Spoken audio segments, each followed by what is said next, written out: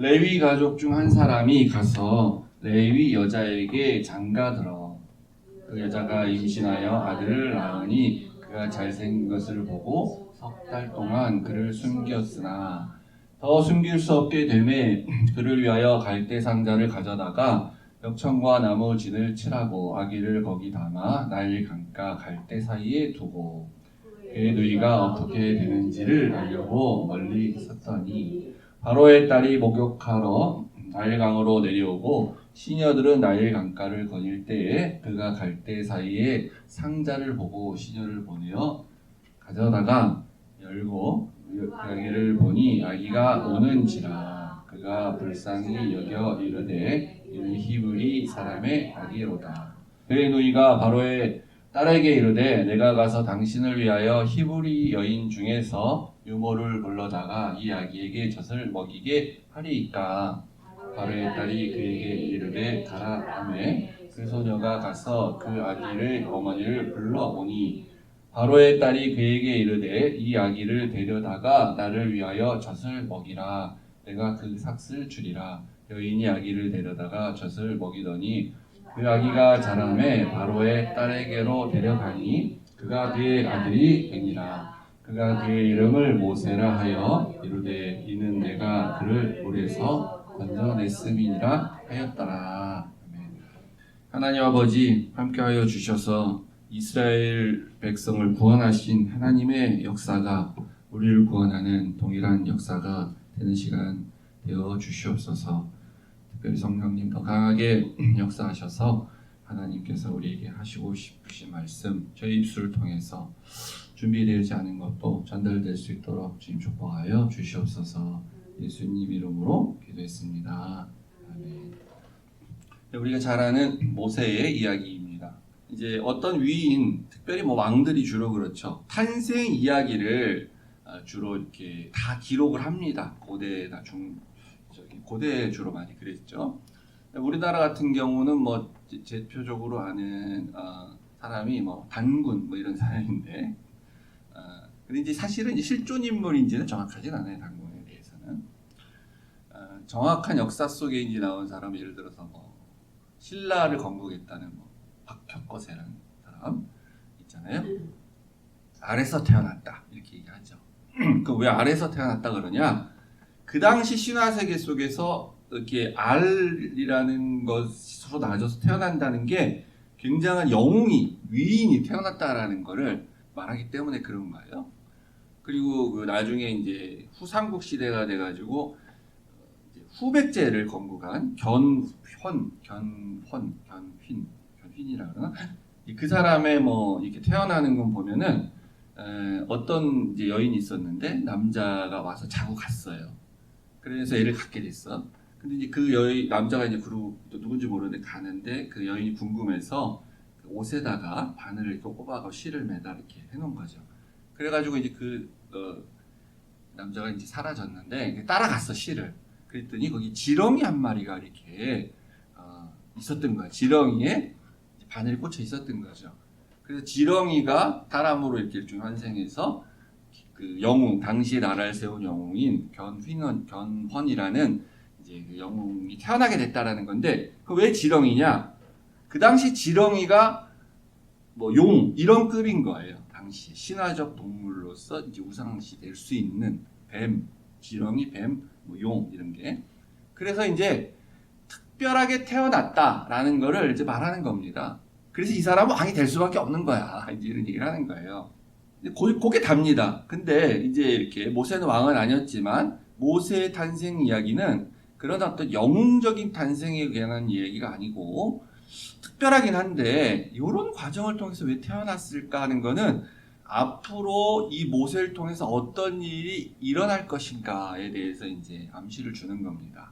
하나님이 어떻게 하실 건가를 암시를 주는 거죠. 이 모세가 갈대 상자에 넣어가지고 나일강에 이렇게 보내지 않습니까? 그게 이제 우리가 상상해 보면 무슨 우리 한강 같이 해가지고 떠내려가면 큰 강에 가는 게 아니라 아주 좀 지류 이렇게 그 공주가 와서 목욕했다는 거 보면 얕고 지류 같은 데고 갈대 맛이 이렇게 막 있고 그런 거예요. 그래서 조금 위에서 이렇게 상자가 내려와서 갈대숲에 이렇게 거기 물에 걸리고 저게 뭐지 이렇게 볼 수 있는 정도인 거죠. 그래서 이제 그 이 바로의 딸인 이집트의 공주가 이 내용을 보면 뒤에 이제 그 열어보고 자기 양자로 삼죠 모세를. 그 얘기를 우리가 다 알지 않습니까? 그러면 그 공주가 누구였냐라고 할 때 이집트 18왕조에 여왕이 한 명 있었어요. 여왕이 하트셉투스라는 여왕인데 이게 그 여왕의 흉상입니다. 그래서 이 여자가 그 여자다라고 우리가 얘기를 하는데 왜냐면 이 여자가 여왕이었는데 아들이 없었어요. 저기 밑에 거는 이제 이 왕이 살아있을 때부터 건축한 일종의 장례 의식을 행하는 장례전 같은 거예요. 신전이면서 동시에 여기 이제 무덤이면서 여기 있습니다. 가면 있어요. 저는 못 가봤는데 여기는 여기서 옛날에 70년대에 최악의 그 테러 사건이 있었어요. 많은 관광객이 있었지. 테러에서 죽게 되는. 근데 이제 요거는 기독교에서 말하는 거고 그럴 거다라고 하는 거지 역사적이고 고고학적 증거는 아무것도 없습니다. 사실은. 모세라는 사람도 이렇게 고고학적 증거는 나오진 않아요. 유일한 증거는 성경이에요. 그리고 이 히브리인들의 그 한 200만 정도 가까이 되는 노예가 애굽에서 이렇게 노예라 형태로 살다가 대규모로 그 나라를 나왔다라는 어떤 그런 역사적 기록도 없어요. 사실 고고학적인 거는. 근데 그것은 그래 없다 그래가지고 사실이 아니냐?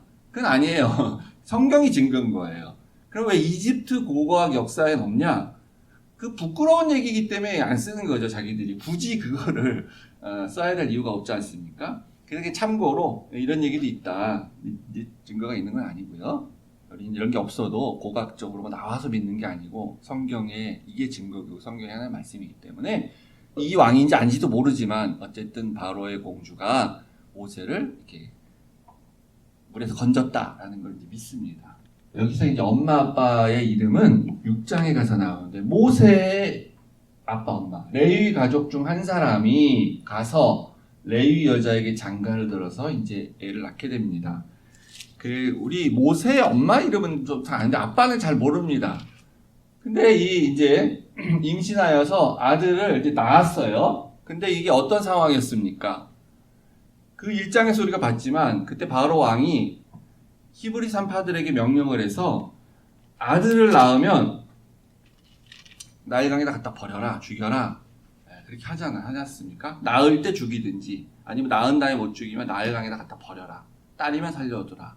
그런 상황이었어요. 그래서 이 아들을 낳기 때문에 갖다 버려야 되는 상황입니다. 부모가. 산파가 죽이진 않았어요. 그러니까 아마 1장에 나왔던 그 시브라와 부하라는 이름을 가진 히브리 산파 여자들, 그 여자들이 아닐 수도 물론 있죠, 당연히. 그때 하나님을 두려워하여서 바로왕을 두려워하지 않고 하나님 두려워하여서 죽이지 않죠. 그래서 죽지 않고 살아난 아기 중에 한 명이 이제 사실은 모세인 거죠. 그래서 이제 엄마 아빠 갖다 버려야 돼, 그러면은. 그런데 버리기 쉽지 않죠. 그렇지만 버린 사람도 많았을 겁니다. 애가 뭐 대수예요? 걔 애 하나 때문에 애야 또 낳으면 되지. 그리고 이미 뭐 위에 형 누나들 많이 낳는데 뭐. 근데 이제 애 하나 때문에 온 가족이 죽을 수는 없잖아요. 엄마 아빠가 죽을 수는 없잖아요. 그러니까 막 갖다 버리고 막 다 그렇게 했겠죠. 근데 이제 모세의 부모는 갖다 버리지 못합니다. 석 달 동안 숨겨놔요. 석 달이 더 지나면 애가 너무 자라기 때문에 그때는 이제 더 이상 감추기가 힘든 상황이 되는데, 근데 여기 숨긴 이유는 아니지만 여기 뭐라고 나왔냐면 이제 그가 아들을 낳았는데 그가 잘생긴 것을 보고 석 달 숨겼다. 애가 죽이기에는 너무 잘생겼어. 너무 이렇게 예쁘고 그런 의미로 보여지는데, 아니 그럼 무슨 뭐 태어나면서부터 이게 외모로 사람을 차별하냐? 별로 안 예쁜 애기였으면 갖다 버리고 그래도 되나요? 그건 아닐 거 아니에요. 근데 성경에서 그가 잘생긴 것을 보고 석 달 숨겼다고 합니다. 근데 석 달을 숨기면 어떻게 되는 거예요?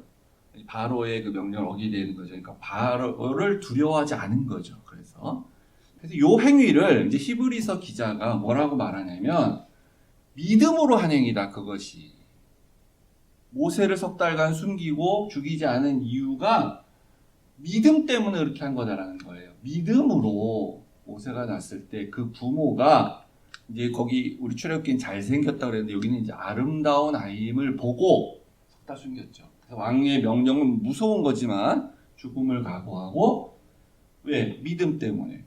그래서 사도행전에 스데반 집사도 뭐라 그러냐면 그때 모세가 낳는데 하나님이 보시기에 아름다웠다. 그러니까 부모도 그 아이를 보니까 애가 아름다워. 하나님도 그 아이 모세를 보니까 아름다워. 하나님과 부모가 똑같이 아름답게 봤어요. 그래서 부모는 믿음으로 숨겼어. 그럼 도대체 이 믿음이 뭐길래 이런 담대함을 주냐는 거죠. 애가 잘생겼다는 것 때문에 애가 너무 막 얘가 장군처럼 생겨서 나중에 얘가 뭐 한 일 하겠지 이런 거에 그건 아니겠죠. 요 아름답다라는 게 뭐냐라는 거, 요게 이 성경적인 아름다움, 하나님 보시기에 아름다움, 그게 중요해요. 근데 우리가 이제 예쁘다, 잘생겼다, 아우 좀 사람 매력 있다, 아름답다, 그렇게 말할 때 우리가 하는 그 말들은 다 뭐냐면 심미적 아름다움이라 그래. 그런 거예요. 이거 소위 말해 우리가 진짜 봤을 때 예뻐, 예쁘다 그러고, 못생겼어, 못생겼다 그러고. 이건 다 어디서 나오는 개념이냐면 그리스적 아름다움이에요. 헬라적 아름다움. 소위 말해 진짜 외모로 보여지는 대로 판단을 하는 거죠. 사람들은 예쁘다, 아름답다, 못생겼다 이렇게. 그런 아름다움이에요. 그런데 하나님은 그렇게 아름다움 그렇게 판단하셔서 아름답다라고 말하지 않으세요. 기준이 달라. 그게 성경의 아름다움인데 언제 하나님이 또 아름답다고 하셨냐면 대표적인 거 자주 봤죠.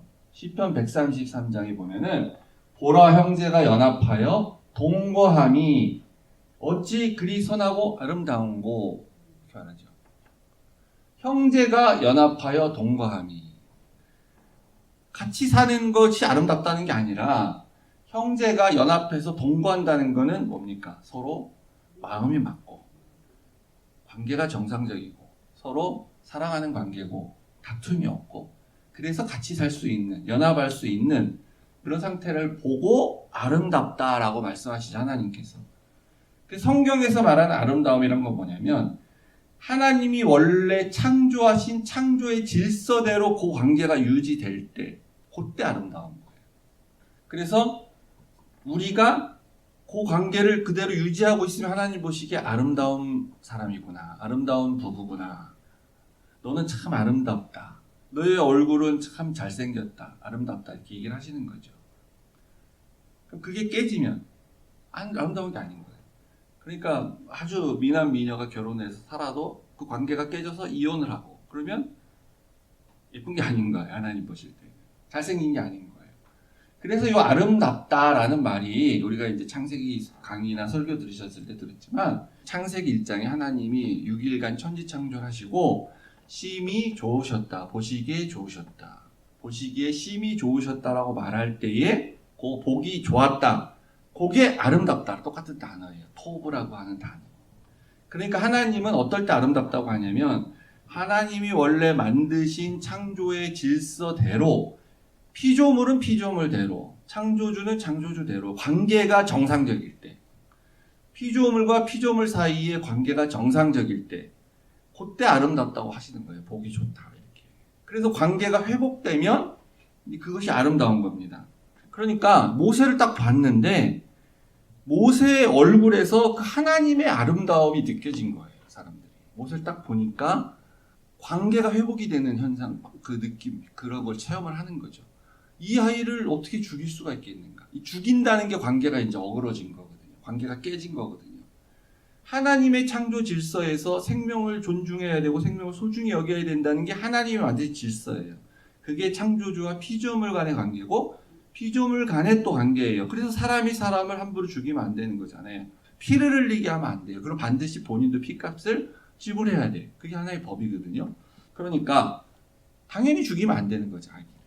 특별히 얘가 잘생겨서가 아니라 그거를 부모들도 깨달았고 회복이 되는 거예요. 관계가 하나님의 아름다움을 거기서 회복하고 느꼈기 때문에 못 죽여. 산파들도 그런 거고 똑같이.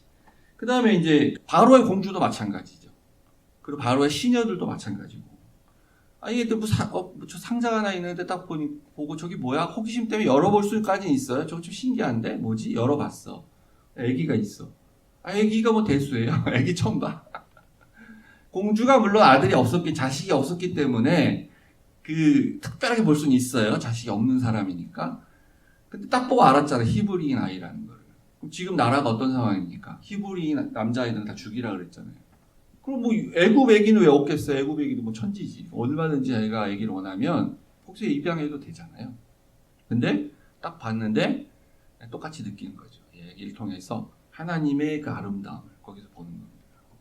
그 다음에 이제 두 번째 감정인데, 이제 그 시녀들이 그 상자를 열어보니까 그 상자에 애기가 있었어요. 걔가 막 울고 있었어. 불쌍하지.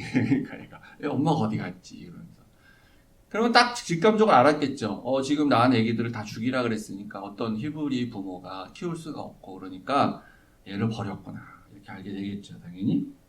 그렇지만 또 아까 말씀드린 것처럼 뭐 그렇게 대수겠어. 히브리 애들이 한두 명 죽었어요. 지금까지. 지금 얼마나 계속 죽고 있는데 그냥 그대로 떠내려 가라. 그러고 내버려 두고 뭐 어디까지 가나 보자. 그럴 수도 있는 거 아닙니까? 근데 불쌍히 여겼다는 거예요. 불쌍한 마음, 감정적으로 물론 들 수 있고요. 근데 여기 이제 의도적인 거예요. 불쌍히 여기는 우리의 인간적인 감정이 들었는데, 그 불쌍히 여기는 감정이 단순히 우리의 인간적인 그냥 긍휼함, 정말 사람이 아무리 타락해도 밑바닥에 혹시라도 남아있을지 모르는 그 불쌍히 여기는 마음, 그게 아니라, 그 수준이 아니라, 이 마음은 하나님의 마음이다. 해서 에스겔서에 보면은 이제 이런 재미있는 구절이 있습니다. 에스겔서에 하나님이 예루살렘을 책망하면서 예루살렘을 비유를 막 써서 책망하는데 예루살렘을 뭐로 비유하냐면 버려진 아기로 비유를 해요. 예루살렘을. 그래서 예루살렘이 버려진 아기, 그 중에서 딸, 이렇게 버려진 딸인데 옛날에는 딸 같은 경우 어떤 경우에 너무 많으면 또 갖다 버리고 막 그러기도 했다 그래요. 버려졌어요. 예루살렘이. 모세같이 버려진 거예요. 이제 앞부분 4절, 2절, 3절을 보면 뭐 탯줄도 끊지 못하고 그래서 씻겨서 이렇게 뭔가 이런 것도 못하고 그냥 내다 버린 그런 예루살렘 버려진 아기 같은 너를 근데 아무도 불쌍히 여기지 않았다는 겁니다. 그 예루살렘, 그 버려진 딸 보고. 그러니까 모세도 버려졌는데 아무도 사실은 불쌍히 여기지 않을 수 있죠. 그냥 내버려둘 수 있죠. 그렇게 불쌍히 여기지 않았다는데 이제 뒤로 가서 보면 내가 너를 이제 거뒀다는 거예요. 내가 너를 입양했다. 그러니까 뭡니까? 나는 불쌍히 여겼다죠. 아무도 불쌍히 여기지 않는데 하나님인 내가 예루살렘 너를 불쌍히 여겨서 버려진 아기 같은 너를 그래서 내가 입양하게 됐다. 요때 요 불쌍하신 하나님의 마음이 요 공주의 시녀들의 그 불쌍히 봤다라는 것과 같은 것이에요. 그래서 이 하나님의 이제 구원 역사가 이제 시작이 되는 게 이제 출애굽기고 시작인데 거기에 중요한 일을 하는 사람은 당연히 모세입니다. 모세가 주인공이죠, 당연히. 모세 그 주인공이 출생을 하는 거예요. 그 출생의 과정에서 이런 일이 있었다. 하나님의 아름다움이 회복이 되고 그 다음에 불쌍히 여기는 하나님의 마음이 있었다는 거예요. 하나님의 아름다움이 회복된다는 건 뭐냐면 이제 창조 때 타락을 해서 없어졌는데 다시 생겼다는 거지 않습니까? 그러니까 이제 하나님의 일종의 재창조가 일어나는 거죠. 그래서 이스라엘이 이제 나중에 출애굽한 이후에 가나안 땅에 들어갔을 때 그 이스라엘은 이제 하나님 백성이 됩니다. 그때부터 본격적으로 하나님의 재창조에 의해서 탄생되는 관계가 회복된 단계에서 만들어지는 사실 그런 백성이란 거예요. 근데 또 타락을 하죠. 그럼 창세기 때 아담이 그런 관계로 만들어졌지만 하나님 보시기에 좋았다라는 관계로 만들어졌지만 결국은 또 타락해서 구원자가 필요했던 것처럼 이스라엘 백성도 그렇게 재창조가 일어나지만 결국은 또 타락해서 구원자가 필요하고 예수님 오신다라는 그런 이제 스토리가 이어지게 되는 겁니다. 그래서 요 갈대상자가 기억이 나세요? 뭐랑 같은 거지? 노아의 방주랑 같은 겁니다. 언어적으로도 똑같아요. 테바라고 해서 상자, 방주 같은 단어인데 노아의 방주가 이제 구원의 방주이면서 동시에 재창조의 방주죠. 모세의 갈대 상자가 똑같이 구원의 상자가 되는 거예요. 근데 이제 그 전에 이제 어떻게 보면 이제 그냥 아무 어디로 갈지 모르게 떠내려가는 상태예요. 그냥 죽을 수도 있는, 뒤집어지면 죽을 수도 있는 풍전등화 같은 겁니다. 모세도 사실, 아니 모세가 아니라 노아도 방주를 만들어서 비는 피해서 홍수에 빠져 죽진 않았지만 그 배 안에 있으면서 이 배가 어디로 갈지 모르고 이 배가 뭐 나중에 뒤집힐지 영원히 마른 땅을 못 찾아서 내리지도 못하고 굶어 죽게 될지 앞으로 무슨 일이 생길지 모르는 상태인 거죠. 노아의 또 식구들도 그 방주에서 다 나온 다음에 이제 사실은 구원이 완성된 거죠. 어떻게 보면 노아 식구들의. 그럴 때 하나님이 요 사람들을 준비시켜 가지고 아름답게 보는 마음을 가진 사람들이 나타나. 그 다음에 불쌍히 여기는 마음을 가진 사람들이 나타나. 그래서 그 사람들을 통해서 하나님의 구원 역사가 이루어지게 된다는 거예요. 근데 중요한 것은 여기에 남자를 한 명도 안 나와요. 전부 여자예요, 여자. 물론 아까 이름 안 나온 아버지 잠깐 나옵니다. 그 남자 결혼했다 그래가지고. 숨긴 사람도 엄마, 여자고. 그 다음에 이렇게 숨겨서 갈대상자에다 보낸 사람도 엄마랑 누나, 여자들이고. 그리고 어떻게 되나 지켜보기 위해서 따라갔던 미리암도 여자고, 누나. 거기서 그 공주가 이렇게 발견해서 안 되고, 뭐 그냥 다시 또 버릴 수도 있는 거잖아요. 알 수 없는 상황이었죠. 그리고 이 아이를, 이 상자를 열어보고 불쌍히 여긴 사람도 시녀들과 공주, 그리고 얘를 죽게 하면 안 되겠다 해가지고 입양해서 자기 양자로 삼은 사람도 여자.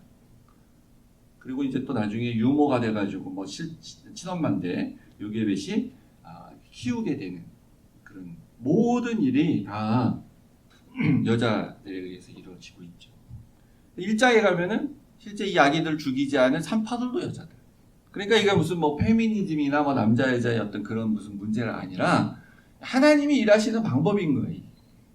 우리가 생각했을 때 기대는 그 위대한 영웅과 같은 남자 이런 사람이 나타나가지고 뭘 막 하고 믿음을 보이고 이럴 것 같은데 실제 그렇게 보여요. 또 그러죠. 아브라함, 뭐 이삭, 야곱, 뭐 모세 그리고 다 이렇게 하죠. 그렇게.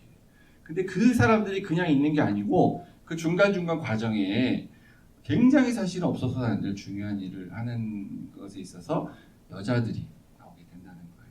그래서 이제 그게 하나님의 방법인데 그럼 왜 그렇게 하실까? 그럼 뭐 여러 가지 이유가 있겠죠. 근데 확실히 이제 여성들이 더 오늘 본문에 비춰보면 남자보다는 감성적이죠. 훨씬. 그 직감적으로 이렇게 하나님의 마음이나 이런 거를 좀 더 알기 더 좋은 것 같아요. 남자들보다는. 남자들이 뭐 이렇게 불쌍히 여기고 뭐 이렇게 아름다워 보이고 이런 거 안 갖거든요. 그러니까. 남자들은 못해요. 이런 거. 그런 게 있고 그 다음에 이제 지금은 좀 다르지만 당시에는 여자들이 사람 취급을 못 받고 제일 하층에 있는 계급적으로 봤을 때 그런 존재 아닙니까? 그러니까 무슨 말이냐면 여자나 노예들이나 이런 사람들은 다 억눌림이 있어요. 억눌림. 그래서 이 새로운 해방의 소식, 새로운 구원의 메시지 이런 것이 들어왔을 때 즉각적으로 반응하고 또 폭발적으로 반응하게 돼요. 그래서 자기는 하층민에 속한 사람이지만 나를 사용해서 이렇게 하나님이 뭘 하신다 이런 뭐 거시적으로 이런 생각을 하지 않아도 즉각적으로 반응하고 이렇게 두려워하지 않고 그런 이제 믿음을 발휘할 수 있는 거죠. 그래서 하나님이 그런 사람들을 일부러 사용합니다. 아닌 경우도 있지만 대체적으로 그래요. 그래서 사도 바울도 고린도전서에 이렇게 얘기하지 않습니까? 하나님께서 세상에 미련한 것들을 택하셔서 사용하는 이유는 지혜 있는 자들, 내가 능력 있다고 생각하는 자들을 부끄럽게 하시려고 그렇게 하는 거다. 자랑 못하게 하려고. 근데 사도 바울 자신도 어떤 사람인가? 대단한 사람이었잖아요, 사실. 사도 바울이 그렇게 고백하죠. 자기의 그 대단함, 자기의 그 출생도 대단하고, 그 다음에 공부한 학력, 학벌, 명문대 나오고 뭐 이런 거 다 대단하지만 높은 지위였고 로마 시민 번영을 가진 사람이고 근데 그거 중요한 거 아니다. 그거 다 버렸다. 하나님 나라에서는 그게 필요한 게 아니고 세상에서 볼 때 미련한 것으로 보이는 사람들 하나님 택하시기만 하면 그러면 하나님 쓰신다. 왜냐하면 잘난 사람들은 자기가 잘해서 그런 줄 알기 때문에 그런 말 하지 못하도록 하기 위해서 그렇게 하신다라고 말씀하고 있습니다. 그러니까 이 구원의 이제 역사가 시작되는데 구원의 역사는 완성된 게 아닙니다. 그러니까 예수님이 오셔서 십자가에 죽으시고 부활하심으로 예수님이 우리를 구원하시는 그 구원은 완성됐죠. 물론 당연히. 근데 우리가 복음을 전하는, 선교를 해야 되고 복음 전하는, 십자가의 도를 전하는 이게 우리가 계속해야 이 구원의 역사가 이루어지는 거 아닙니까? 구원의 열매가 있고 그러니까 구원의 시작은 항상 일어나는 거예요. 그러니까 어떤 사람에게, 개인에게는 어떤 또 한 민족에게는 어떤 한 집안에게는 구원의 시작이 계속돼요. 구원의 시작이 계속될 때 어떤 사람을 사용하시느냐. 오늘 본문을 보면 하나님의 아름다움을 보고 아름답다라고 깨닫는 사람, 하나님의 마음을 가지고 참 불쌍하다 이런 마음을 가지는 사람. 비록 그분들이 그 당시에 비천한 여자를 할지라도 오늘날은 그러니까 여자들이 비천하지 않으니까 오히려 더 하나님이 더 크게 사용하셔서 구원의 역사를 이루어 나가실 거라고 좀 믿습니다. 그래서 오늘 우리 말씀 받은 대로 믿고 아멘하면 우리를 시작으로 해서 특히 우리 여성분들이니까 우리 집안에 또 내가 나와 관계하고 있는 나랑 연결되어 있는 어떤 다른 사람들, 다른 집안 사람들, 다른 나의 친구들, 또 내가 알고 있는 어떤 회사의 거래처 사람들, 이런 사람들에게 내가 직접적으로 뭐 하진 않아도 나의 이런 마음을 통해서 언젠간 또 모세와 같은 아들을 통해서 구원의 그런 은혜가 그들에게 베풀어 줄 줄 믿습니다. 그래서 우리가 항상 그런 열린 마음을 가지고 살아가야 될 줄 믿습니다. 우리 그 마음을 가지고 우리 다 같이 이루어주셔서 아까 부르던 찬양 하나님은 우리의 피난처가 되시며 하는데 너희는 가만히 있어 주가 하나님 됨을 알지어다. 이거는 이제 홍해 바다에 거기서 모세가 하는 그런 말입니다. 그런 믿음을 가지고 하나님이 역사하심을 소망하면서 함께 찬양 드리겠습니다.